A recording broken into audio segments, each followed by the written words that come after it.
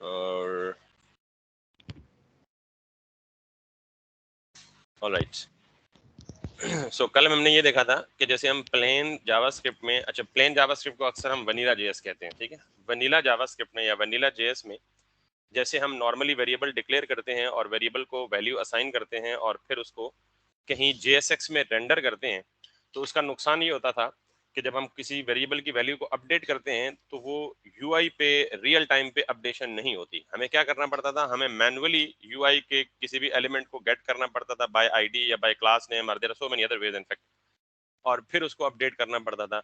ये एक, इस केस में तो आपको शायद लगे कि यार ये भी तो सिंपल ही है, एक ही लाइन लिखनी है, लेकिन थिंक ऑफ इट कि जब we are having a very complex a large application, आगे चल के ज्यादा आपको ये केस स्टडीज क्लियर हो जाएंगी, तो फिर हम कितने एक एलिमेंट्स को हम अपडेट करते फिरेंगे। So why not in fact finding a better solution कि हम ये वाला हेडेक ना करें, बल्कि जब हम यहाँ पे यूज स्टेट करें और इसका सेटर फंक्शन कॉल करके जब भी वैल्यू को अपडेट करेंगे तो वो ऑटोमेटिकली यूआई पे रिफ्लेक्ट हो जाएगी चेंजेस, यानी रियल टाइम पे यूआई अपडेट करेगी। यूज स्टेट का ये फायदा था, ठीक है।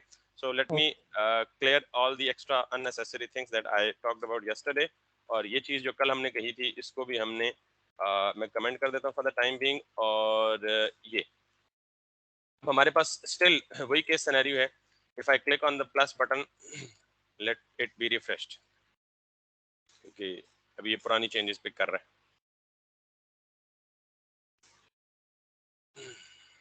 सो अब हमें ये आईडी शाइडी देने की जरूरत भी नहीं है। Okay sir. और लेट्स कम बैक। अब अगर मैं इसे क्लिक करता हूं तो वो अपडेट नहीं हो रहा बिकॉज मैंने ये लाइन कमेंट कर दी है, ठीक है। अब ओके सर। नॉर्मली याद रखें कि जब हम यूज स्टेट करते हैं, जब भी हम वेरिएबल डिक्लेयर करेंगे, वेरिएबल में हम अरे भी सेव कर सकते हैं, वेरिएबल में हम ऑब्जेक्ट भी सेव कर सकते हैं, वेरिएबल में हम फंक्शन भी सेव कर सकते हैं, वेरिएबल में हम सिंपल न्यूमेरिक वैल्यू भी सेव कर सकते हैं, वेरिएबल में हम स्ट्रिंग वैल्यू भी सेव कर सकते हैं। यानी any kind of data can be stored या any kind of function can also be stored in the variable. तो ओके। रिएक्ट में वेरिएबल में स्टोर करेंगे हम हमेशा यूज स्टेट का इस्तेमाल करेंगे, चाहे वो अरे हो, चाहे वो ऑब्जेक्ट हो, चाहे वो फंक्शन हो, चाहे वो न्यूमेरिक वेरिएबल हो, चाहे वो स्ट्रिंग वेरिएबल। तो यूज स्टेट हमें दो चीजें रिटर्न करता है, एक वो वेरिएबल जिसमें वो इनिशियल वैल्यू स्टोर होती है, और दूसरा एक setter function. It don't have to be always set a, लेकिन ये कन्वेंशन है कि हम नॉर्मली सेट लिखते हैं स्टार्ट में और एंड पे वेरी। और जावास्क्रिप्ट में फंक्शन कन्वेंशनली कैमल केस में लिखा जाता है। कैमल केस का मतलब ये है कि first word yes. Lower case होता है और हर सब्सीक्वेंट वर्ड का फर्स्ट लेटर कैपिटल होता है, फर्स्ट वर्ड नहीं फर्स्ट लेटर, सॉरी। ओके तो ये सर। कैमल केस होता है एनीवे। तो इसीलिए मैंने सेट लोअर केस में लिखा और ए कैपिटल में लिखा। अब जब मुझे वैल्यू अपडेट करनी है तो मैं ए प्लस प्लस नहीं करूंगा, गॉट इट। अब ओके बेसिकली सर। मैं यहाँ पे क्या करना चाह रहा हूँ, ए की एग्जिस्टिंग वैल्यू को अपडेट करना चाह रहा हूँ। तो रिएक्ट में ये वायलेशन है, हम ये नहीं करेंगे। रिएक्ट में हम कैसे करेंगे वैल्यू को अपडेट, हमें ये सेटर फंक्शन साथ देता है, तो I will use this setter function. So instead of writing a plus plus, what I will be doing is, मैं यहाँ पे लिखता हूँ सेट ए, और इस पे मैं लिख देता हूँ प्रीवियस स्टेट थी ए प्लस वन। तो what I am doing is कि मैं एग्जिस्टिंग स्टेट ए लिया और उसमें क्या कर दिया ए प्लस। अब मुझे बाकी कुछ भी करने की जरूरत नहीं है, not this manual stuff. Okay sir. और यहाँ पे मैं कोई आईडी शाइडी कुछ भी नहीं लिखा हुआ, सिर्फ ए को रेफर किया विच ए इज बीइंग हियर, और यहाँ पे वो अपडेट हो रहा है। Let's see if it works और नॉट। अब अगर मैं यहाँ पे करूंगा तो विदाउट गिविंग और without writing anything extra, without targeting या without hitting the DOM directly, we are able to update the DOM. I hope, I suppose आपको पता है DOM क्या होता है। DOM डॉक्यूमेंट ऑब्जेक्ट मॉडल, नहीं पता? Model. Yes. Document object model, no sir. Okay great, कोई बात नहीं। Let me explain. आप ये कह सकते थे कि यार मतलब मुझसे लड़ सकते हैं या डिबेट कर सकते हैं, नहीं सर ये बात, ये वाला तो काम ठीक है, मतलब इतना मतलब हम क्यों नए तरीके की तरफ जाएं, क्यों मतलब रिएक्ट की तरफ जाएं। हम थोड़ा सा लंबा काम कर लेंगे, लेकिन है तो सिंपल ही ना, एक सिर्फ एक काम के लिए एक पूरी नई चीज आपने थमा दी हमें। नॉर्मली आपसे ये इंटरव्यू क्वेश्चन भी है रिएक्ट का ओके सर। कि जावास्क्रिप्ट जब भी आप कोई भी वेब पेज बनाते हैं ना HTML का, लेट्स सपोज ये सारा HTML का पेज आप देख रहे हैं ब्राउजर में, राइट तो सर। जब भी आप HTML को ब्राउजर में रेंडर करते हैं तो ब्राउजर ऑटोमेटिकली HTML के तमाम एलिमेंट्स को ऑब्जेक्ट्स में बदल देता है। अच्छा ऑब्जेक्ट्स का आइडिया है पहले, या मैं पहले वो समझा दूं? यस सर, समझा दें। चले ऑब्जेक्ट कमी समझा। नॉर्मली यहाँ पे आ जाए, मैं डॉम पे वापस आता हूँ क्योंकि बड़ा इंपॉर्टेंट कॉन्सेप्ट है। आपसे पहला सवाल ही अक्सर रिएक्ट में ये पूछा जाता है जी वर्चुअल डॉम क्या होता है, क्योंकि पूरा का पूरा रिएक्ट वर्क करता है वर्चुअल डॉम की बेस पे। तो वर्चुअल डॉम से पहले आपको ये पता होना चाहिए कि डॉम क्या होता है, एक्चुअल डॉम क्या होता है, फिर वर्चुअल डॉम की तरफ जाएंगे। तो ओके। डॉम क्या होता है जरा, और फिर डॉम को समझने के लिए, क्योंकि DOM stands for document object model, तो आपको पहले तीन चीजों का पता होना चाहिए, एक डॉक्यूमेंट, दूसरा ऑब्जेक्ट, तीसरा मॉडल। तो मैं पहले ऑब्जेक्ट समझा रहा हूँ दरमियान वाला, फिर डॉक्यूमेंट समझाऊंगा, और फिर तीनों वर्ड्स का जो एब्रीविएशन है document object model. So let's have a look at that. What is an object? वैसे रियल लाइफ में हम ऑब्जेक्ट किसको बोलते हैं? मेरे हाथ में ये मोबाइल फोन है, this is an object, real life का ऑब्जेक्ट। ऑब्जेक्ट की क्या पहचान होती है? उसकी कुछ आइडेंटिटी या कुछ एट्रीब्यूट्स या कुछ प्रॉपर्टीज होती हैं जो हर ऑब्जेक्ट की, मिसाल के तौर पे मोबाइल की क्या प्रॉपर्टीज है? मोबाइल की शेप, मोबाइल की लेंथ, मोबाइल की विड्थ, मोबाइल की स्क्रीन डायमेंशन, मोबाइल के स्पेसिफिकेशंस, मोबाइल का कैमरा। तो ये सारे के सारे क्या है इस ऑब्जेक्ट की प्रॉपर्टीज। तो प्रॉपर्टीज क्या होती हैं? उसके वो एट्रीब्यूट्स जिनकी मदद से उस ऑब्जेक्ट को एक्सप्लेन किया जाता है। Got it? अब यस सर। मैं बीइंग ह्यूमन, मैं भी क्या हूं? एक ऑब्जेक्ट हूं। क्यों? मेरे भी, मुझे भी एक्सप्लेन करने के लिए क्या चाहिए? कुछ प्रॉपर्टीज या कुछ एट्रीब्यूट्स। मेरा नाम मेरी प्रॉपर्टी है, ठीक। मेरा, मेरी क्वालिफिकेशन, मेरी एज, मेरी हाइट, मेरा वेट, मेरा फादर नेम, मेरा फोन नंबर, मेरी कॉन्टेक्ट डिटेल, मेरी ईमेल, ये सारे के सारे क्या हैं? ये सारे के सारे एट्रीब्यूट्स हैं जो किसी एक ऑब्जेक्ट को एक्सप्लेन करने के लिए इस्तेमाल होते हैं। डस्टर है, मॉनिटर है, सीपीयू है, कीबोर्ड है, everything that exists physically in this world can be termed as an object, ठीक। यानी वो फिजिक्स में पुराने जमाने में हम डेफिनेशन पढ़ते थे, everything that has weight and occupy some space is called a matter और समथिंग लाइक दैट, इस तरह की कोई डेफिनेशन थी। तो आप उसी को कह लें, जो मैटर है वो बेसिकली एन ऑब्जेक्ट है। क्योंकि आप किसी भी चीज को अपने ज़हन में विजुअलाइज करेंगे तो आपको उसको एक्सप्लेन करने के लिए उसकी उसकी एट्रीब्यूट्स रिक्वायर्ड होंगे, ठीक है। सो प्रोग्रामिंग में जो ऑब्जेक्ट ओरिएंटेड प्रोग्रामिंग है, जिसने सी प्लस प्लस पढ़ी है, जिसने आई मीन जावा पढ़ी है, या जिसने कोई भी और ऑब्जेक्ट ओरिएंटेड प्रोग्रामिंग पढ़ी है, उसको आइडिया होगा कि प्रोग्रामिंग, ऑब्जेक्ट ओरिएंटेड प्रोग्रामिंग में भी everything is termed as an object. सब चीजों को एक ऑब्जेक्ट के कॉन्टेक्स्ट में रिप्रेजेंट किया जाता है। अब जैसे मैंने कहा कि मैं बीइंग ह्यूमन एक ऑब्जेक्ट हूं, तो मेरी कौन कौन सी प्रॉपर्टीज हैं? मेरा नेम एक प्रॉपर्टी है, मेरी एज एक प्रॉपर्टी है, मेरी क्वालिफिकेशन एक प्रॉपर्टी है,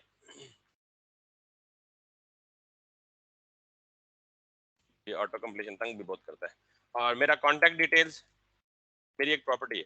इसी तरह as many properties as you want लिख सकते हैं, स्पेसिफाई कर सकते हैं। मुझे ये बताएं कि किसी ऑब्जेक्ट के ये सारे क्या है? प्रॉपर्टी नेम्स हैं, इनकी वैल्यू कहीं नहीं लिखी हुई। यानी अगर मैं इसके साथ कॉलन दे के ये लिख दूं, अब ये पूरी क्या है? एक प्रॉपर्टी है। इस प्रॉपर्टी में दो चीजें शामिल हैं, प्रॉपर्टी नेम, प्रॉपर्टी वैल्यू।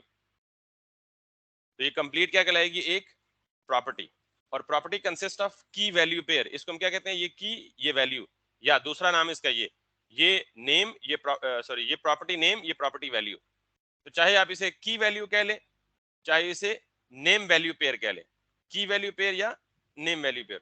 एक प्रॉपर्टी कैसे बनती है? प्रॉपर्टी नेम और प्रॉपर्टी वैल्यू के कॉम्बिनेशन से। इसी तरह एज है, एज क्या है? प्रॉपर्टी नेम है। इसकी वैल्यू अगर मैं लिख दूं दिस, तो नाउ ये प्रॉपर्टी वैल्यू, ये प्रॉपर्टी नेम। इसी तरह ये प्रॉपर्टी यानी कॉल प्रॉपर्टी नेम है, और इसके बाद ये उस प्रॉपर्टी की वैल्यू है। इसी तरह यहाँ पे आप कॉन्टेक्ट डिटेल दे दें। इसका मतलब ये है कि किसी भी ऑब्जेक्ट की प्रॉपर्टीज को कैसे डिफाइन किया जाता है? की वैल्यू पेयर के साथ, ठीक। Name is key, Yasir is value, name is age, 32 is value, name is property name. Got it? Yes sir. Bilal get. Anyway, इस सारे को अगर मैं करली ब्रैकेट्स में बंद कर दूं, यानी करली ब्रैकेट्स में रैप कर दूं, this is now a valid JavaScript object. That's all. समझ आ गई बात? यस अब सर। चूंकि हम इस ऑब्जेक्ट को कहीं यूज करना चाहते हैं, या लेटर ऑन कहीं यूज करेंगे या रेफर करेंगे, तो हम इस ऑब्जेक्ट को किसी वेरिएबल में स्टोर कर सकते हैं। वार person. This is a complete valid JavaScript object, सिर्फ एक डिफरेंस के साथ कि आप हर प्रॉपर्टी को दूसरी से सेपरेट करने के लिए कॉमा लगाएंगे। आखिरी वाली पे बेशक कॉमा लगाने की जरूरत नहीं, अगर इससे नीचे कोई और भी की होती तो हम कॉमा लगा लेते। तो दिस इज, जब भी इस तरह की शक्ल नजर आए तो this is a JavaScript object. Python में आई थिंक बिलाल इसको डिक्शनरी कहते हैं, पता नहीं क्या कहते हैं। Yes sir, dictionary. हाँ, तो यहाँ पे इसको हम क्या कहते हैं, एक object. Object can be stored into the variable. ये समझाने का एक अंदाज है। दूसरा अंदाज, हम जब भी कोई डाटा स्टोर करते हैं तो अभी तक हमने ये सीखा कि या यूज स्टेट करते हैं या हम इस तरह करते हैं 90, करेक्ट। अगर हमने कोई स्ट्रिंग डाटा स्टोर करना हो तो हम लेट्स सपोज ये करते हैं, correct. But what if we want to store the collection of data. अगर आपने प्रोग्रामिंग पढ़ी है तो आपको अरे का नाम, बेसिक प्रोग्रामिंग पढ़ी है तो आपको अरे पता होगा, और फिर ये भी यस पता होगा कि why do we use arrays when we sir. Have to store collection of similar data. ठीक है, यानी सिमिलर डाटा का मतलब ये है कि 10 स्ट्रिंग्स हो या 10 नंबर्स हो या 20 हो या 30 हो, तो what we, how do we store, we store collection of all. I mean अगर मुझे 3 या 4 या 5 या 10 नंबर स्टोर करने हैं तो मैं ऐसे स्टोर करूंगा, गॉट इट। एंड जो चीज भी स्क्वायर ब्रैकेट में जो वैल्यूज कॉमा की सेपरेशन के साथ लिखी हूं दैट इज कॉल्ड एज अरे। तो अरे की डेफिनेशन क्या है, collection of data of similar type. Normally similar type का मतलब अगर ये नंबर है तो सारे क्या होने चाहिए, नंबर होने चाहिए, और अगर स्ट्रिंग्स हैं तो सारी क्या होनी चाहिए, स्ट्रिंग्स होनी चाहिए, और अगर ऑब्जेक्ट्स हैं तो सारे क्या होने चाहिए। तो अब इस अरे को भी अगर हमें लेटर ऑन कहीं रेफर करना है तो हम इसको भी क्या दे सकते हैं, एक वेरिएबल में स्टोर कर सकते हैं। तो हम वेरिएबल में सिंपल न्यूमेरिक डाटा भी स्टोर कर सकते हैं, स्ट्रिंग भी स्टोर कर सकते हैं, अरे भी स्टोर कर सकते हैं, और ऑब्जेक्ट भी स्टोर कर सकते हैं। यहां तक बात क्लियर हो गई है? Yes sir. अब कब कौन सा डाटा स्ट्रक्चर यूज करना है, दिस इज द क्वेश्चन। जब आपके पास कोई सिंगल न्यूमेरिक या स्ट्रिंग वेरिएबल वैल्यू स्टोर करनी हो तो simple variable is good enough. जब आपने collection of data item store करना हो तो अरे इज द सुटेबल वन। लेकिन अरे की लिमिटेशन क्या है कि अरे कैन ओनली स्टोर या should only store similar types of value. जब आपके पास कोई ऐसी रिक्वायरमेंट हो कि आपने एक ही वेरिएबल में multiple types of data store करना हो तो क्या अरे सूटेबल है? क्योंकि देखें, ये वो वाहिद हल है ऑब्जेक्ट जिसमें आप multiple types of data store कर सकते हैं। कैसे? स्ट्रिंग, नंबर, स्ट्रिंग, स्ट्रिंग, और आगे आई मीन कोई भी फ्लोट वैल्यू स्टोर करना चाहें। लेट्स सपोज मैं अगर आपको कहूं कि जी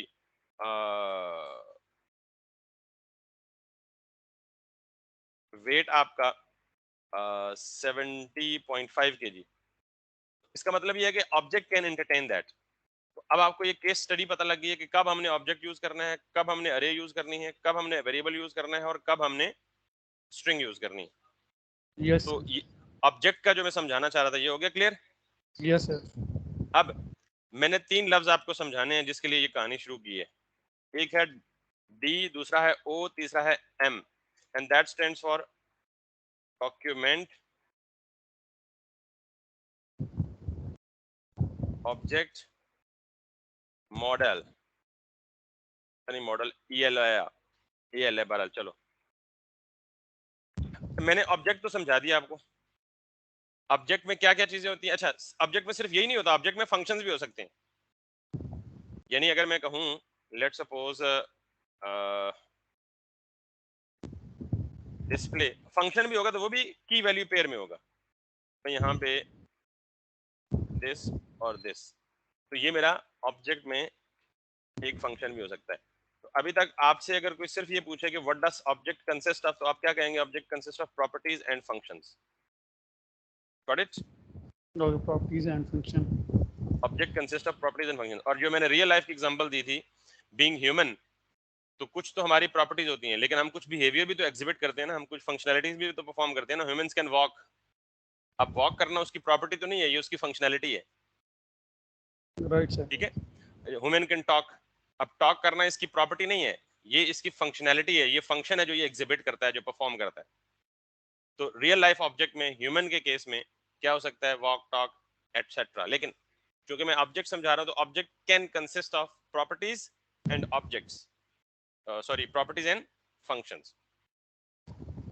ओके, तो मैंने ओ समझा दिया ऑब्जेक्ट क्या होता है, and what does object consist of, ये ऊपर आपने कहानी समझ ली। अब मैं समझा रहा हूं आपको डॉक्यूमेंट। आप सारे वेब डेवलपर हैं माशाल्लाह से, और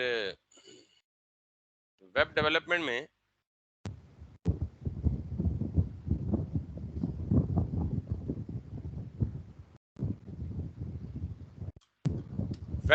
में आपको ये पता है कि जितना वाइट एरिया है जिसमें हमारे वेब पेज के डिजाइन ने अपीयर होना होता है, इसको हम क्या बोलते हैं टेक्निकली? View port. इसको हम बोलते हैं ब्राउजर की व्यू पोर्ट।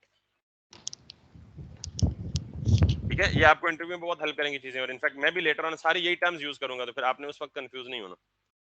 ओके। ये जितना भी विजिबल एरिया है इसको हम बोलते हैं ब्राउजर का व्यू पोर्ट।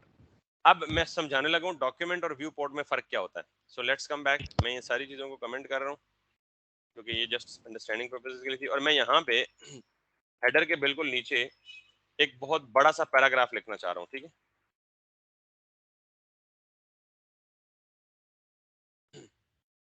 अब जब मैंने पैराग्राफ लिखा तो इस पेज पे क्या आ गई? स्क्रॉलिंग आ गई। मैं स्क्रॉलिंग ही क्रिएट करना चाहता था। तो ये जो करंटली विजिबल एरिया है इसको हम कहते हैं व्यू पोर्ट। लेकिन अगर मैं टॉप से लेके बीच में स्क्रॉल डाउन करके ऑल द वे डाउन जाऊं तो ये जो पूरा कुछ शो हो रहा है इसको हम बोलते हैं डॉक्यूमेंट विद स्क्रॉलिंग। डिफरेंस समझ आया? यस। कि अगर मैं सिर्फ यहाँ पे रुक जाऊं तो अब ये जो करंट विजिबल एरिया ये व्यू पोर्ट है। अगर मैं यहाँ चला जाऊं तो करंट विजिबल जितना एरिया ये व्यू पोर्ट है। लेकिन अगर मैं ऊपर से नीचे तक विद स्क्रॉलिंग जितना कुछ इस पेज पे है सारे को कंसिडर करूं तो इसे क्या बोलेंगे? हम डॉक्यूमेंट बोलेंगे। क्लियर होगी बात? Yes sir. तो ये है बेसिकली बेटा आपका दूसरा concept which is document object. अब जरा मॉडल की बात करें। क्या है मॉडल? मैंने जब ये HTML बनाया तो जब जो ही ये HTML वेब ब्राउजर पे रेंडर होता है, जितने भी आपके एलिमेंट्स होते हैं वो तमाम के तमाम एलिमेंट्स को ब्राउजर खुद ऑब्जेक्ट्स बना देता है। आई रिपीट, जब मेरा वेब पेज ब्राउजर पे रेंडर होता है तो मेरा ब्राउजर तमाम के तमाम एलिमेंट्स को ऑब्जेक्ट्स में बदल देता है। ये काम हम नहीं करते, ब्राउजर खुद ब खुद करता है। तो हमारे पास जो रिप्रेजेंटेशन होती है इन HTML एलिमेंट्स की वो in the form of tree होती है।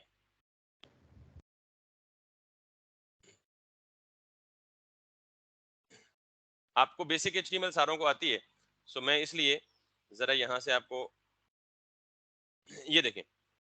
आप लेट्स सपोज अज्यूम करें कि आपके एक वेब पेज पे बॉडी के अंदर, मैं ये डॉक्यूमेंट विंडो पे बाद में आता हूँ, बॉडी के अंदर लिंक टैग यूज किया हुआ है आपने, कहीं आपने फॉर्म टैग यूज किया हुआ है, कहीं आपने एंकर टैग यूज किया हुआ है, फिर फॉर्म के अंदर फिर आपने text area, check box, radio button, select, reset button, option. तो ये बेसिकली सारा का सारा कुछ क्या बनता है? Parent child hierarchy, right? जैसे मिसाल देता हूं, यहां पे अगर वापस आ जाएं और यहां पे वापस आ जाएं, इंस्पेक्ट में जाके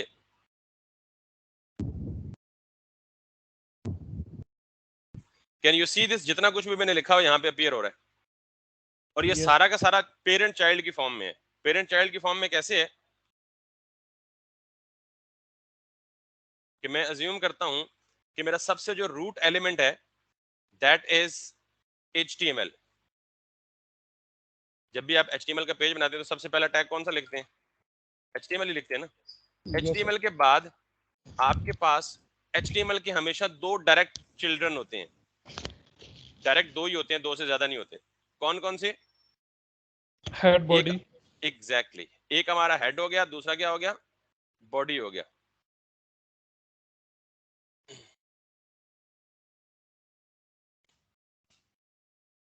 अब मैंने बॉडी के अंदर, हेड के अंदर मैंने एक टाइटल टैग दिया हुआ है, और मेटा टैग्स भी हो सकते हैं बहुत सारे, लेकिन I am just trying to keep the thing simple. ये समझें कि हेड के अंदर क्या आ गया? एक टाइटल का टैग।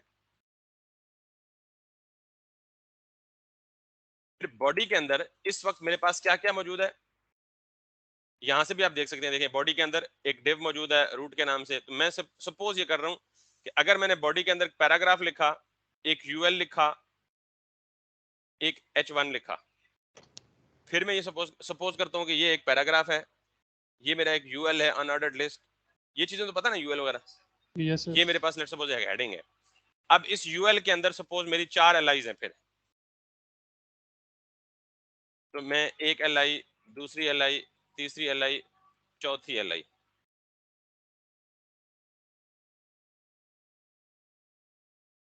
अब हर LI के अंदर मैं ये सपोज करता हूं कि मेरे पास एक एंकर टैग है।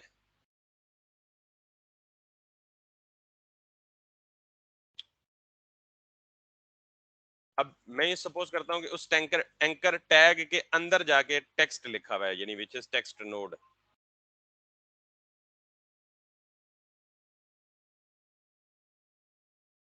तो ये पूरा क्या है बेसिकली, ट्री। इस ट्री का मतलब ये जितने भी एलिमेंट्स है ना, HTML है, हेड है, बॉडी है, टाइटल है, हेडिंग है, पैराग्राफ है, UL है, पैराग्राफ है, LI है, ये सारे के सारे एलिमेंट्स को ब्राउजर किस में बदल देता है, ऑब्जेक्ट्स में।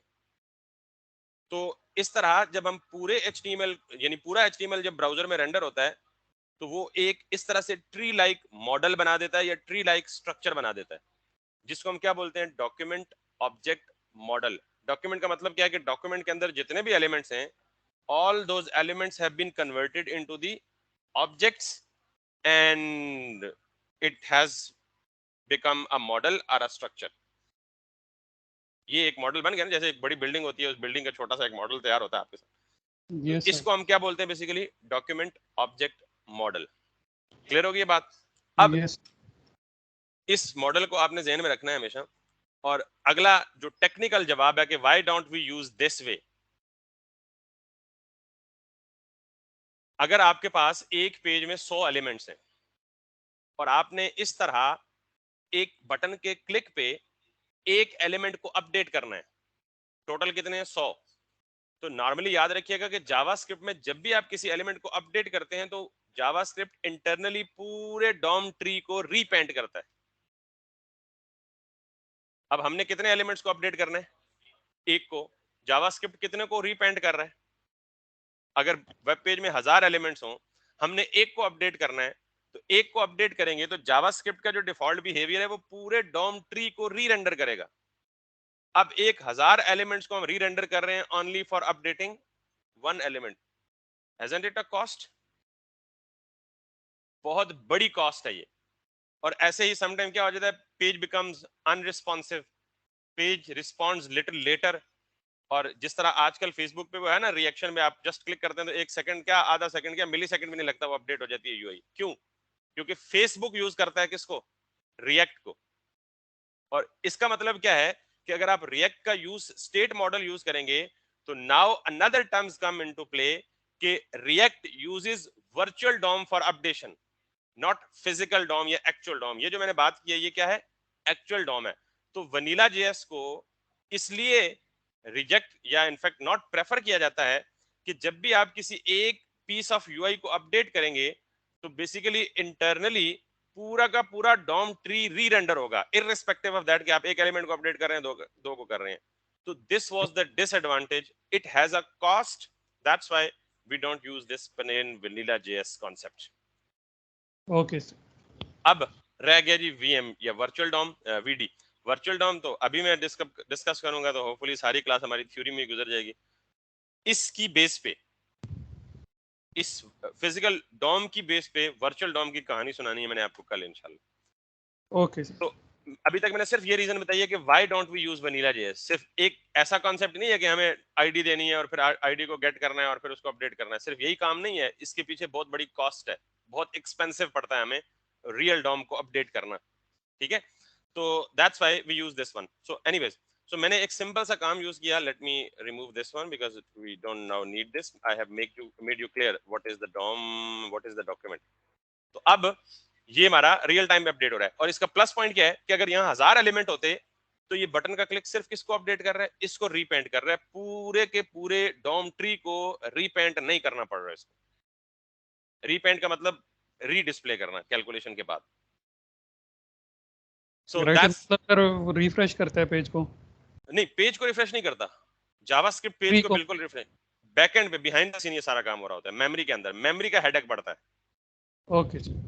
इवन दो मैंने अभी आपके सामने document dot gate element by ID किया तो पेज को उसने भी रिफ्रेश नहीं किया था। सर पेज नहीं, मतलब बैकएंड से वो सब कुछ रिफ्रेश होता है? हाँ, जितने भी एलिमेंट्स हैं डॉम के एलिमेंट्स या डॉम के ऑब्जेक्ट्स हैं ना, वो रीपेंट होते हैं। Okay sir. पूरा डॉम ट्री रिफ्रेश होता है, यूं कह लें, समझो। Okay page sir. रिफ्रेश की बात तब हम करेंगे जब पेज रिफ्रेश तब होता है जब रिक्वेस्ट सर्वर साइड पे जाती है। तो हम जावास्क्रिप्ट में सर्वर साइड पे तो कुछ भेजते नहीं है, सारा कुछ क्लाइंट साइड पे रहता है। Anyways, so this can be a very good interview question. What is DOM and what is the difference between real DOM and a virtual DOM, and what does the working principle of what is the working principle of React? तो आप कहेंगे React works on virtual DOM, not on the real DOM. Virtual DOM क्या होता है? Obviously that's to be discussed tomorrow. Okay Anyways, sir. ये बात clear हो गई जी। अब यस सर। आप लेट सपोज यहाँ एक दूसरा वेरिएबल बना लें, दूसरा बटन बना लें और उसको माइनस कर दें। आप चाहते हैं जी कि उस पहले वाले पे क्लिक करें तो प्लस हो, दूसरे वाले पे क्लिक करेंगे तो क्या हो? माइनस हो। तो अब हैंडल क्लिक दोनों का नाम मीनिंगफुल नहीं है, तो मैं इसको कह देता हूँ हैंडल इंक्रीमेंट और इसको बोल देता हूँ हैंडल डिक्रीमेंट और इस फंक्शन को रीनेम कर देता हूँ हैंडल इंक्रीमेंट के साथ किसी फंक्शन की एक कॉपी बना लेता हूँ और इसको नाम देता हूँ हैंडल डिक्रीमेंट और इसको क्या देता हूँ ए की ओरिजिनल वैल्यू जो भी है लो और उसको मैं एक माइनस करके अपडेट कर दो उसको। So I am updating the same piece of state. So now if I come back here, I click on the plus, it is going up, I click on the minus, it is going downward. इसी तरह आप एक के बजाय 4 का या 6 का increment या डिक्रीमेंट लगाना चाहें, व्हाटसोएवर यू लाइक, इंक्रीमेंट 5 का करे, डिक्रीमेंट 10 का करे। So now if we can go ahead, 5 5 का कर रहा है और डाउन आते वक्त 10 10 का कर रहा है। Right sir. ठीक। अब आप ये चाहते हैं कि वैल्यू नेगेटिव में ना जाए, 0 से कम ना हो। ठीक, तो हम क्या करेंगे, हम यहाँ पे एक चेक लगा सकते हैं कि इसको आप यहाँ पे करो, if a is less than 0, जो ही ये लेस देन 0 जाए तो रिटर्न कर दो। यानी रिटर्न का कीवर्ड पता है ना, फंक्शन क्या करता है? फंक्शन से यस। रिटर्न कर जाओ, ये काम ना करो, नीचे आके डिक्रीमेंट ना करो। कब? जब a की वैल्यू लेस देन 0 हो जाए। सो लेट्स सी, अब ये नेगेटिव में नहीं जाएगा, मैं इसको यहाँ पे करता हूँ, गॉट इट। अच्छा, 0 लेस देन मैंने किया तो इसे लेस देन इक्वल टू कर दें, फिर 0 से नहीं जाएगा। ठीक है। सो now if I come back here, अगर यहाँ से मैं वापस आऊँ, यहाँ से ये नीचे नहीं जा रहा। ठीक। राइट। और अगर आप ऊपर अप लिमिट लगाना चाह रहे हो कि 100 से ऊपर ना जाए या 150 से ऊपर ना जाए, तो आप क्या करेंगे, यहाँ पे आके चेक कर लें कि if a is greater than or equal to 150, तो इसको क्या कर दो, यहीं से रिटर्न कर दो, so that you don't have to count. और अब मैं अगर इसे प्लस करूं तो it is not going above than 100 यानी 150, और अगर मैं लेस करूं तो it should not go less than 0। That's pretty much like this. I mean ये छोटा सा वेरिएशन दे देगा। आप इसके अंदर इस वेरिएबल की बेस पे कोई भी लॉजिक इंप्लीमेंट कर सकते हैं। So this was basically use of the state और द यूज स्टेट। अच्छा, ये जो बिल्ट इन फंक्शन है ना, इसको हम कहते हैं हुक। जैसे आपने ऑब्जेक्ट ओरिएंटेड प्रोग्रामिंग अगर पढ़ी है, नहीं पढ़ी तो कोई मसला नहीं, तो उसमें क्लास के अंदर क्या होता है, वही प्रॉपर्टीज और फंक्शंस, और क्लास के अंदर एक स्पेशल फंक्शन भी होता है जिसे हम क्या कहते हैं, कंस्ट्रक्टर फंक्शन।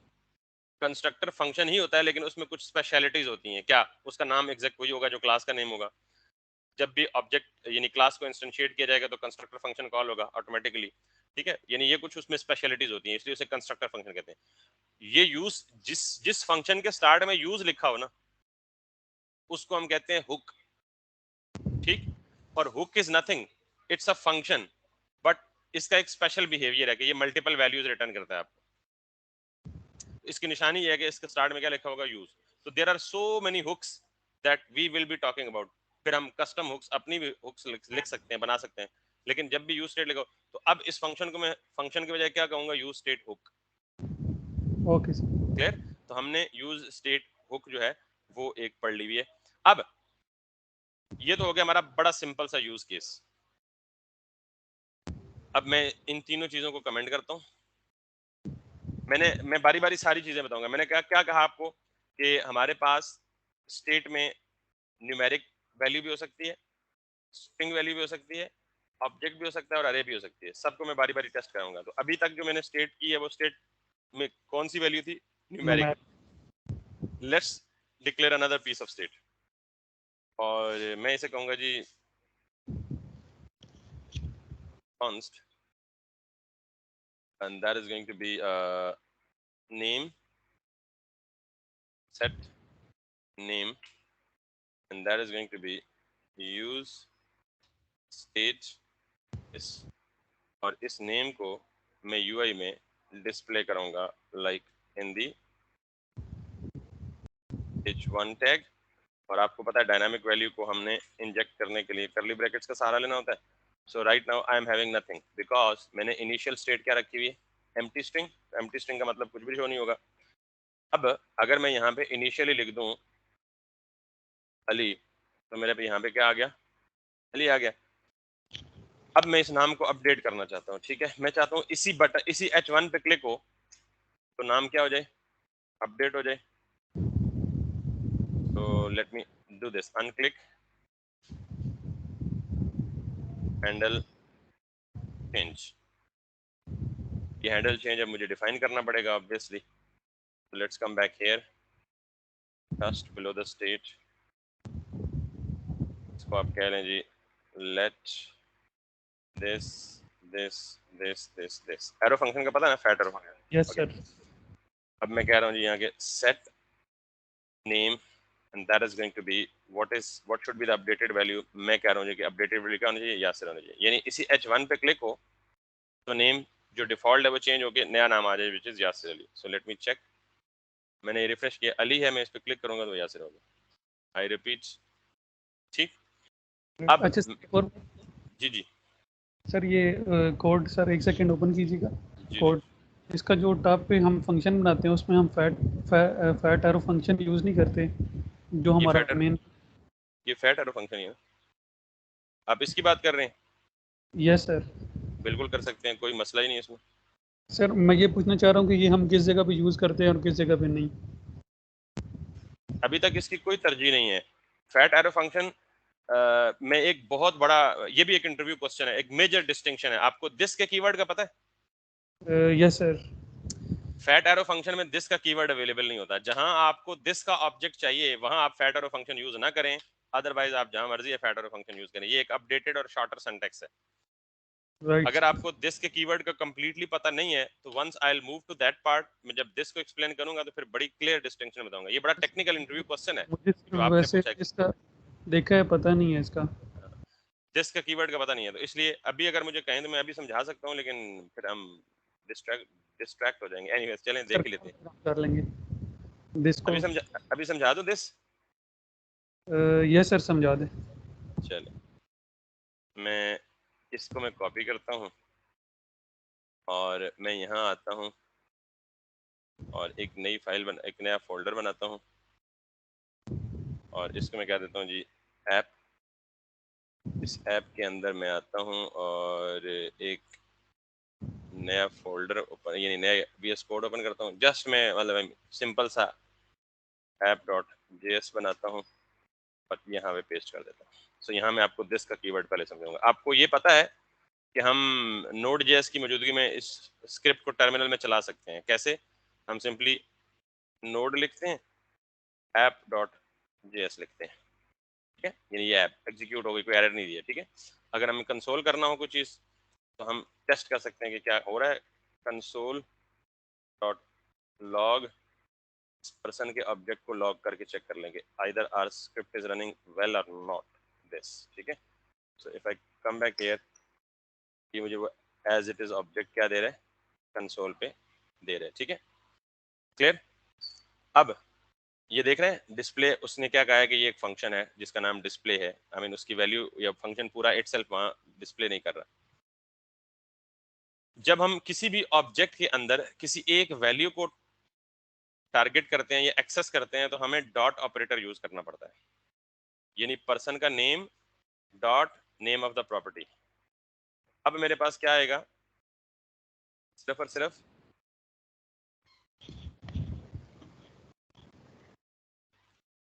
सिर्फ क्या आएगा, यस सर, क्योंकि मैंने person which is the name of the object, बीच में डॉट ऑपरेटर और उसके बाद name of the property.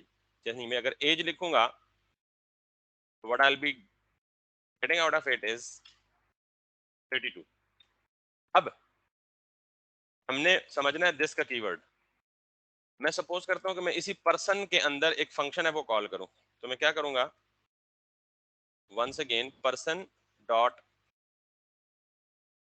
display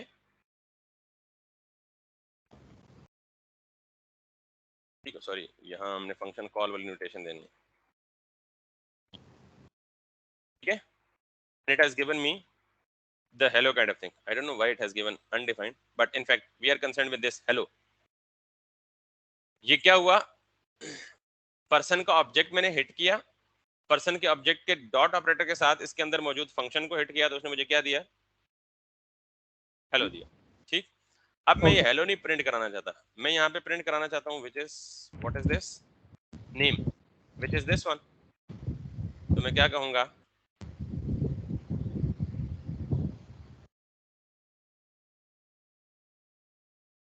वो क्या कह रहा है, name is not defined. Clear हो गया बिलाल? यहाँ यस तक सर। ये प्रॉब्लम है हमारे साथ कि अगर मैं यहाँ पे एज भी लिखूं, हालांकि ये इस ऑब्जेक्ट में दोनों चीजें मौजूद है, नाम भी मौजूद है, एज भी मौजूद है, तो मुझे कह रहा है जी कि एज इज नॉट डिफाइंड। इसका मतलब ये है कि अगर मुझे ऑब्जेक्ट के अंदर ही फंक्शन, यानी ऑब्जेक्ट का फंक्शन अपने ही वेरिएबल्स को एक्सेस करना चाहे तो नहीं कर सकता, ठीक। This is made possible through the use of this keyword. अगर मैं लिखूं दिस डॉट नेम, तो now what is this, this हर ऑब्जेक्ट में this keyword by default available होता है। आई रिपीट, हर ओके ऑब्जेक्ट का के अंदर बाय डिफॉल्ट दिस का कीवर्ड, अगर आपने ऑब्जेक्ट ओरिएंटेड प्रोग्रामिंग पढ़ी है ना, तो आपको पता है कि आप कंस्ट्रक्टर नहीं भी लिखते तो एक कंस्ट्रक्टर क्लास का इम्प्लिसिटली अवेलेबल होता है। अगर ऑब्जेक्ट, आपको है वैसे ऑब्जेक्ट ओरिएंटेड का नॉलेज सर। नहीं है? No sir. चले मैं फिर उसकी एग्जांपल नहीं देता, बस इतना समझ लें कि जब भी हम कोई ऑब्जेक्ट बनाएंगे उस ऑब्जेक्ट के अंदर दिस का कीवर्ड अवेलेबल होगा। अब अगली बात, ये दिस के अंदर पड़ा क्या होता है, तो this stores the reference of current object. I repeat, this stores the reference of current object. तो इस वक्त करंट ऑब्जेक्ट कौन सा है, पर्सन ना, यस तो सर। इस पूरे पर्सन का रेफरेंस दिस में स्टोर होता है। तो हम अगर इस पूरे ऑब्जेक्ट में से किसी भी वैल्यू को डिस्प्ले करें, जैसे देखें यहां मैंने पर्सन रेफर किया ना, तो इसका मतलब ये है कि इस पूरे ऑब्जेक्ट का रेफरेंस किस में पड़ा हुआ है, इस पर्सन अच्छा में पड़ा हुआ है। पर्सन डॉट के साथ हम कुछ भी कर सकते हैं, लेकिन अगर हमें इसी ऑब्जेक्ट के अंदर खुद इसी को रेफर करना हो, तो इसका रेफरेंस किसके अंदर पड़ा होता है, दिस। तो आप दिस को कैसे डिफाइन करेंगे कि this stores the reference of current object. Right sir. Make sense, make sense. अभी तक ये मजीद भी जाहिर है इसका यूज केस बहुत ज्यादा है, कॉमन है, तो अगला कोई यूज केस होगा तो मैं, अब अगर मैं इसको कॉल करूंगा डिस्प्ले, तो अब मुझे इसको एरर नहीं देना चाहिए, बल्कि बंदे के पुत्रों की तरह आउटपुट देना चाहिए। तो मैंने कहा दिस डॉट नेम, इसी तरह आप दिस डॉट एज कर लें, it would be giving you the age. तो दिस कीवर्ड ऑलवेज अवेलेबल। अब ये जो दिस कीवर्ड है, ये फैट एरो फंक्शन में या एरो फंक्शन में अवेलेबल नहीं होता। आपसे कोई फर्क पूछे कि फैट एरो फंक्शन में और नॉर्मल फंक्शन में फर्क क्या होता है, तो दो तीन डिफरेंसेस में से पहला डिफरेंस आप ये बताएंगे कि जी नॉर्मल फंक्शन में दिस का कीवर्ड अवेलेबल होता है और एरो फंक्शन में दिस का कीवर्ड अवेलेबल नहीं होता। फिर आपसे अगला पूछेगा जी दिस का कीवर्ड क्या है, तो आप ये कहेंगे कि this keyword stores the reference of current calling object, ये करंट ऑब्जेक्ट। ये क्लियर है बेटा? तो आपने ये पूछा ना जी कि कहां हम यूज करें एरो फंक्शन को और कहां यूज ना करें, तो एक डिफरेंस तो मैंने बता दिया। मुझे उम्मीद है कि आपको 70% समझ नहीं आया होगा और 30% समझ आ गया होगा, तो ये 70% भी समझ आ जाएगा, थोड़ा सा आगे चलेंगे। यस जब सर तक क्लियर है। आप ये दिस और नॉन दिस की डिबेट में नहीं पढ़ते, तब तक आप इसको भी एरो फंक्शन बना लें, क्योंकि हम कहीं भी दिस यूज नहीं कर रहे, ठीक है। So const app equals to this and this, there is no problem with this, okay sir. ठीक है। So that's pretty much it.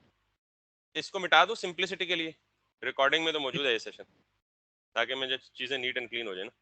सो अब आप दिस का कीवर्ड भी समझ चुके हैं, फैट एरो और नॉर्मल एरो का एक डिफरेंस समझ चुके हैं, देयर आर वन और टू मोर, आई मीन ये डेलिकेट से डिफरेंसेस। एनीवेज, सो मैंने ये नेम को अपडेट कर दिया, लाइक इफ आई, मैं अब इसको क्लोज कर देता हूँ जो मैंने आपको, और इस पे आता हूँ वापस। सो ये अब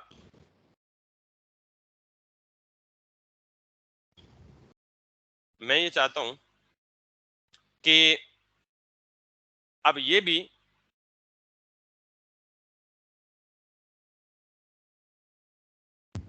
स्ट्रिंग और नंबर हो गया। अब हम इसको देखते हैं, ऑब्जेक्ट के साथ खेलते हैं और अरेज के साथ खेलते हैं, ठीक है। ये जो फैट एरो फंक्शन है ना, ये ES6 का कॉन्सेप्ट है। अब जरा ES6 के बारे में भी सुन लें। कोई पूछे आपसे कि ECMAScript 6 क्या होता है, ECMAScript 5 क्या होता है। 2009 तक लोग प्लेन वनीला जेएस में इंप्लीमेंटेशन करते होते थे, जावास्क्रिप्ट की कोडिंग लिखते थे। प्लेन वनीला जेएस का कोई स्टैंडर्ड नहीं था, यानी स्टैंडर्ड से मुराद ये है कि कोई प्री डिफाइंड स्टैंडर्ड नहीं था जिसको फॉलो करते हुए लोग अपने सॉफ्टवेयर डेवलपमेंट करें या सॉफ्टवेयर लिखें। 2009 में पहली दफा जावास्क्रिप्ट कम्युनिटी ने एक स्टैंडर्ड बनाया कि यार ये स्टैंडर्ड है, ये जावास्क्रिप्ट के फीचर्स हैं, they are suppose to be used and they are efficient and I mean good to be used. तो उस स्टैंडर्ड को उन्होंने नाम दे दिया ES5 का, यानी कुछ जावास्क्रिप्ट में नए फीचर्स इंट्रोड्यूस कराए और उन फीचर्स की इंक्लूजन के साथ जावास्क्रिप्ट को उन्होंने ES5 का नाम दे दिया। अब ES5 क्या थी? JavaScript core plus some additional features, यानी कोई नई लैंग्वेज नहीं थी, ये जावास्क्रिप्ट ही का स्टैंडर्ड है ES5। फिर करते करते करते 2015 में उन्होंने उसी ES5 में कुछ मजीद न्यू फीचर्स ऐड किए, तो वो क्या बन गया? उन्होंने फिर नया उसको स्टैंडर्ड का नाम दे दिया जिसको हम क्या कहते हैं अब, ES6, ECMAScript 6। अब आपसे कोई पूछे ES6 क्या है, तो वो कोई नई लैंग्वेज नहीं है, वो आप क्या कहेंगे? ये जावास्क्रिप्ट ही का एक स्टैंडर्ड है। Got okay it? सर। और इसमें जावास्क्रिप्ट के कुछ एडवांस फीचर्स हैं। मिसाल के तौर पे कौन से एडवांस फीचर्स हैं? ये फाइल्स को एक्सपोर्ट करना और इंपोर्ट करना, ये प्लेन वनीला जेएस अलाउ नहीं करता। ये ES5 भी इस तरह से अलाउ नहीं करता। ES5 में वो इंपोर्ट होता है और एक्सपोर्ट, सॉरी, रिक्वायर होता है और मॉड्यूल एक्सपोर्ट होता है। ES6 में ये इंपोर्ट और एक्सपोर्ट आता है। तो ये इंपोर्ट और एक्सपोर्ट किसका फीचर है? ES6 का। अक्सर इंटरव्यू में ये भी सवाल आते हैं कि ES6 के कौन कौन से फीचर्स हैं, तो आप क्या कहेंगे? एक तो ये इंपोर्ट और एक्सपोर्ट, दूसरा क्या कहेंगे? फैट एरो फंक्शंस, ये भी प्रीवियस वर्जन में अवेलेबल। तो ES6 का ये वर्जन है, ये ES6 का फीचर है फैट एरो फंक्शंस यूज करना, ठीक। सर ये डेटा डिस्ट्रक्चरिंग और दूसरी तीसरी ये। एक मिनट में बिलाल, में एक मिनट आता हूँ इस तरह। ओके। अच्छा मैं बताता हूँ ना। अब जब 2015 में ES6 आया, तो उसके बाद अब जो ES7, 8, 9, 10 शायद इससे भी ऊपर चला गया बाद। तो ये ES6 मेजर था या 5 मेजर था। उसके बाद थोड़े थोड़े नए फीचर्स इंट्रोड्यूस करा के उन्होंने ES का नया फीचर अनाउंस किया। यानी ES6 में फिर कुछ जावास्क्रिप्ट में नए फीचर इंट्रोड्यूस कराए, उसको क्या नाम दे दिया? ES7। फिर उसमें भी कुछ नए फीचर्स इंट्रोड्यूस कराए, उसको क्या नाम दे दिया? ES8। फिर उसमें भी कोई नए फीचर्स इंट्रोड्यूस कराए, उसको क्या नाम दे दिया? ES9। फिर उसमें सो ऑन। अब अगली बात, मैंने अभी तक आपको ES6 के, जहां तक मुझे याद पड़ता है, दो ही फीचर्स बताए हैं, एक इंपोर्ट और एक्सपोर्ट और दूसरा एरो फंक्शन। अब जो हम काम करने जा रहे हैं बिलाल, जिसकी तरफ आप इशारा कर रहे हैं, मेरी बात कंप्लीट नहीं हुई थी इसलिए मैंने आपको रोक दिया था। ओके जो सर। हम अरेज और ऑब्जेक्ट्स के साथ बात करना चाह रहे हैं, तो इसके लिए हमें एक ऑपरेटर या दो ऑपरेटर्स की जरूरत पड़ेगी जिनको कहते हैं रेस्ट ऑपरेटर और स्प्रेड ऑपरेटर। तो ES6 के ये दो फीचर्स भी हैं, यानी अब से ऑनवर्ड हम जब जब साथ साथ करेंगे ना, साथ साथ ES6 के फीचर्स भी साथ साथ कंटिन्यू करेंगे। चूंकि मैं अभी अरेज और ऑब्जेक्ट्स के साथ काम करने लगा हूं, क्योंकि मैंने न्यूमेरिक डाटा के साथ और स्ट्रिंग डाटा को यूज स्टेट के साथ अपडेट करना बता दिया, अब रह गया क्या? ऑब्जेक्ट और अरे। तो इसको भी समझने से पहले हमें वापस इधर आना पड़ेगा और पहले सिर्फ ये समझना पड़ेगा ES6 के दो फीचर्स, डीस्ट्रक्चरिंग और रेस्ट ऑपरेटर। क्लियर होगी बात? तो पहले ये मैं कॉन्सेप्ट समझाऊंगा आपको, क्या डीस्ट्रक्चरिंग का। मैं इस ऑब्जेक्ट को जरा सिंपल कर लेता हूं, इसमें से सिर्फ 4 फील्ड्स रहने देता हूं। ये मेरा एक ऑब्जेक्ट है। फिर अब मैं ये चाहता हूं कि मैं इस ऑब्जेक्ट में से, अच्छा, ये ऑब्जेक्ट, ये शक्ल से देख के आपको लग रहा है कि ये क्या है? एक पैक है, एक बॉक्स है जिसके अंदर 4 चीजें पड़ी हुई हैं, name, age, call, contact. Person को मैं जिधर भी लेके जाऊंगा ये सारी चीजें साथ जाएंगी, क्योंकि एक बॉक्स है ना, मतलब आप एक बॉक्स में 5-6 आइटम्स डालें, बॉक्स को उठा के कहीं भी ले जाएं तो 6 आइटम्स अंदर जितने वो सारे के सारे जाएंगे। मैं नहीं चाहता, मैं चाहता हूं उस बॉक्स को अनबॉक्स करूं और उसमें जितनी चीजें हैं वो क्या करूं, बाहर निकाल लूं। बाहर निकाल के फिर मेरी मर्जी, इसमें से एक आइटम, 2 आइटम उठा के ले जाऊं, 3 आइटम उठा के ले जाऊं। Object is like a box which contains multiple properties. इनमें से अगर मुझे एक प्रॉपर्टी डिस्प्ले करनी हो तो अभी मैंने आपको बताया क्या करूंगा, console dot log person dot name. तो ये मैंने क्या किया, एक प्रॉपर्टी को अनबॉक्स कर लिया, यानी उस बॉक्स में से एक प्रॉपर्टी को क्या कर लिया, बाहर निकाल लिया। मेक श्योर कि मैं टॉपिक कौन सा पढ़ा रहा हूं।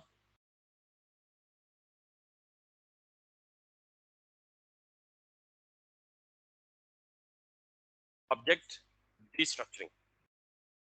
स्ट्रक्चर करना क्या होता है, बनाना, और डिस्ट्रक्चर करना क्या होता है, तोड़ना। मतलब ऑपोजिट है ना, स्ट्रक्चरिंग और डिस्ट्रक्चरिंग। यस। तो ये मैंने क्या किया, ऑब्जेक्ट बनाया, अब ये क्या कर रहा हूं, ऑब्जेक्ट को डिस्ट्रक्चर कर रहा हूं।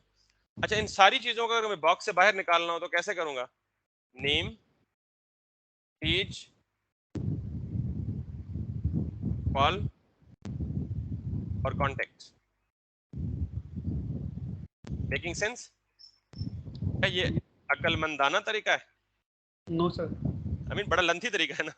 Yes sir. तो there must be a shortcut way. ES6 ने जावास्क्रिप्ट के सिंटैक्स पे बहुत ज्यादा काम किया और बहुत ज्यादा शॉर्टन कर दिए सिंटैक्स। तो एक तरीका तो ये है डिस्ट्रक्चर करने का, कि ऑब्जेक्ट के अंदर से सारा कुछ क्या कर ले, निकाल लें।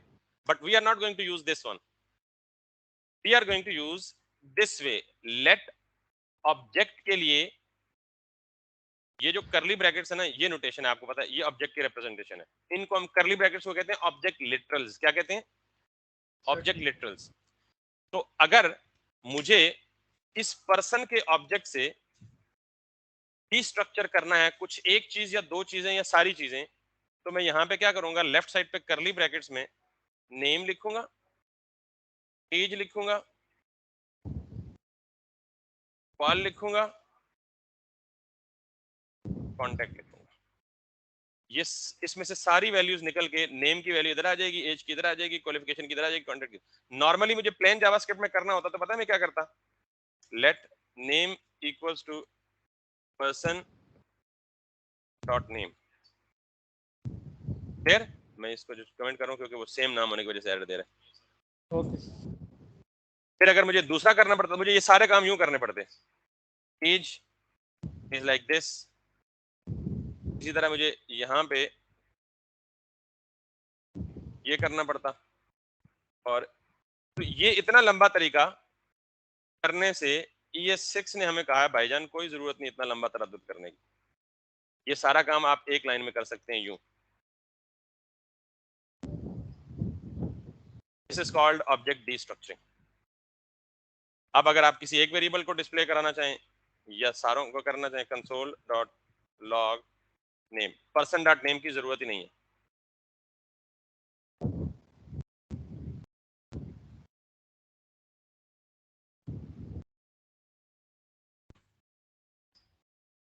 Clear? Yes sir. Age, person dot age की जरूरत नहीं है क्योंकि हमने पर्सन से क्या कर लिया, उसे अनपैक कर लिया। तो डिस्ट्रक्चरिंग क्या है, बेसिकली अनपैकिंग। स्ट्रक्चरिंग का मतलब मेकिंग और डिस्ट्रक्चरिंग का मतलब ब्रेकिंग। क्लियर हो गया जी डिस्ट्रक्चरिंग? Yes sir. अब ये तो हो गई ऑब्जेक्ट डिस्ट्रक्चरिंग। अब आते हैं अरे डिस्ट्रक्चरिंग की तरफ। डिस्ट्रक्चरिंग किस चीज की हो सकती है, जो कलेक्शन हो, है ये एक चीज तो उसकी डिस्ट्रक्चरिंग कैसे पॉसिबल। ठीक है, तो इसके लिए मुझे मुझसे ये सवाल आई होप नहीं पूछेंगे आपके, वेरिएबल को भी डिस्ट्रक्चर किया जा सकता है क्योंकि वो सवाल ही नहीं बनता। तो यस। डिस्ट्रक्चरिंग होती है उस चीज की जो क्या हो, कलेक्शन हो, नॉट एन इंडिविजुअल वन। अब कलेक्शन दो ही पढ़ी है हमने, कौन सी, एक ऑब्जेक्ट और एक अरे। तो ऑब्जेक्ट की डिस्ट्रक्चरिंग देख लिया आपने। Yes sir. अब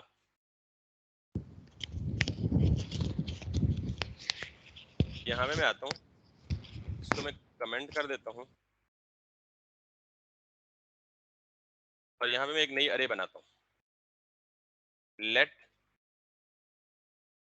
मार्क्स इक्वल्स टू 56 दिस।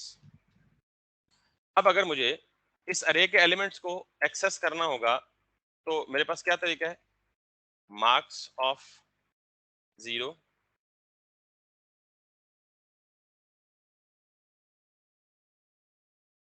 अरे का एलिमेंट 1 मुझे गेट करना है तो ये तरीका ना, मार्क्स अरे का नाम लिखा, 0th इंडेक्स लिखा, उसको EL1 में स्टोर कर दिया। Yes sir. या आप लूप इस्तेमाल कर लें, ठीक है, बट फिलहाल वी आर टॉकिंग अबाउट डीस्ट्रक्चरिंग, हम लूप नहीं इस्तेमाल करना चाहते। तो सेकंड के लिए ये होगा, फिर ये होगा, फिर ये होगा, इसी तरह इसको EL2 कर दें, इसको EL3 कर दें और इसको EL4 कर दें। ये भी क्या कर रहा हूँ मैं, अरे की डीस्ट्रक्चरिंग ही कर रहा हूँ ना। तो एक तरीका तो ये हो सकता है जो कि हम नहीं करेंगे क्योंकि हम ES6 का फीचर्स पढ़ रहे हैं। दूसरा तरीका ये है, लेट, इस तरह ऑब्जेक्ट लिटरल्स के लिए करली ब्रैकेट्स थी, अरे के लिए क्या है, स्क्वायर ब्रैकेट्स।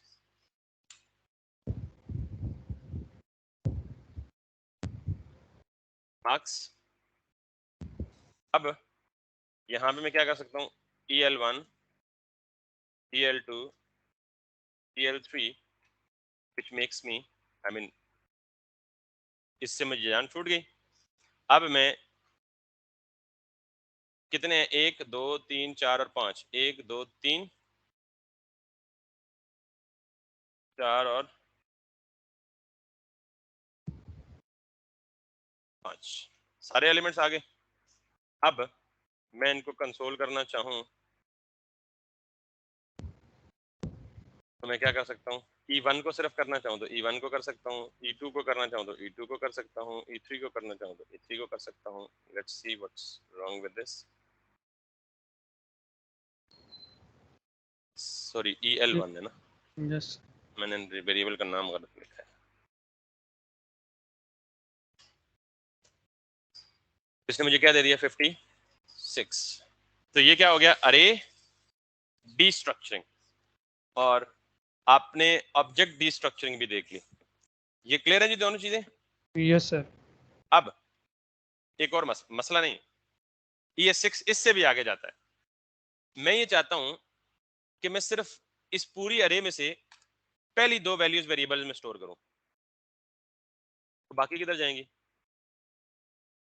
तो मुझे सिर्फ पहली 2 सेपरेट वेरिएबल्स में चाहिए, बाकी जितनी भी हैं वो मैं कहता हूं अरे ही रहे। वो क्या अरे ही रहे, मुझे सिर्फ पहली 2 वैल्यूज चाहिए। तो मैं यहां पे लिख सकता हूं EL1, EL1 में क्या आएगा, मार्क्स का पहला इंडेक्स EL1 में स्टोर हो जाएगा, 0th इंडेक्स, और फर्स्ट इंडेक्स EL2 में स्टोर हो जाएगा। और बाकी जितनी भी वैल्यूज हैं, 3 है, 6 है, 8 है, उनके लिए मैं क्या करूंगा, डॉट डॉट डॉट, और इधर आर लिख दो, कोई भी वेरिएबल नेम लिख दो। आर इसलिए लिखा कि रिमेनिंग या रेस्ट। तो ओके। ये जो 3 दफा डॉट लिखना होता है ना, इसको हम कहते हैं, this is called rest operator. What this is called, why I am saying pick up first 2 values, save them in first 2 individual variables, and store rest of the values in this variable which I named as R. लेकिन इसको कैसे पता चला कि rest of values इसमें store करनी है? Because of this operator. ये जो 3 डॉट्स हैं इनको हम क्या कहते हैं, रेस्ट ऑपरेटर। और मजे की बात बताऊं, यही 3 डॉट्स स्प्रेड ऑपरेटर भी कहलाते हैं। ओके यानी सर। इन्हीं 3 डॉट्स को रेस्ट ऑपरेटर भी कहते हैं और इन्हीं 3 डॉट्स को स्प्रेड ऑपरेटर भी कहते हैं। अब ये कॉन्टेक्स्ट और यूज पे डिपेंड करता है कि कब इनको रेस्ट कहा जाएगा और कब इनको स्प्रेड कहा जाएगा। क्लियर होगी बात? यस। आपको भी क्लियर होगी जी? अब अगर देखिएगा कि मैं EL1 को प्रिंट करता हूं तो मुझे क्या मिलेगा, 50। EL2 को प्रिंट करता हूं कंसोल में तो क्या मिलेगा, 20। और अगर R को प्रिंट करता हूं तो आप खुद अपनी आंखों से देख लें, R में क्या आ गया, रेस्ट। तो रेस्ट कितनी थी, 36, 58 और 59। अच्छा, ये मैं ऑब्जेक्ट के केस में बताना भूल गया, the same applies in the object as well. यानी रेस्ट और स्प्रेड ऑपरेटर, सॉरी, दोनों ऑब्जेक्ट और अरेज पे काम, दोनों पे काम करते हैं। If I now come back here, और मैं अगर यहाँ पे इसको अनकमेंट कर दूं और यहाँ पे आके, sorry, object destructuring is the heading, यहाँ पे आके मुझे सिर्फ पहली दो प्रॉपर्टीज चाहिए, गॉट इट। तो रिमेनिंग प्रॉपर्टीज को मैं क्या करूंगा, डॉट डॉट डॉट, और इसको भी मैं क्या कह दूं, आर। So these three dots are called rest operators.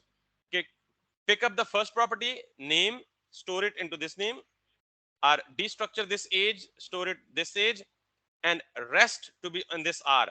And if I now display R in this case, what should I expect remaining to?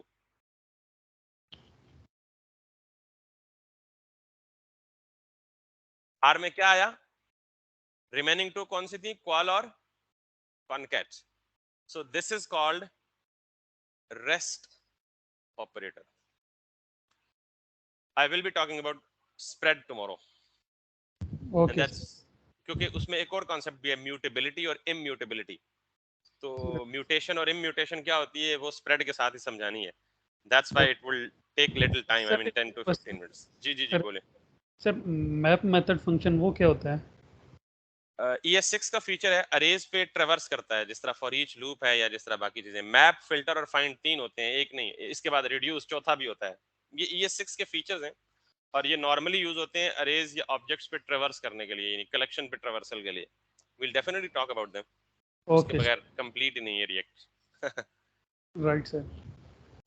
ठीक है जी। So all the way this recording is also available. आपको भी शायद नई idea, हम इसको YouTube पे चैनल बनाए हुए उस पे अपलोड कर देते हैं बिलाल, कहीं कोई कंफ्यूजन हो, प्रॉब्लम हो तो you can refer to this recording back, ठीक है। सर डेली हो जाती है?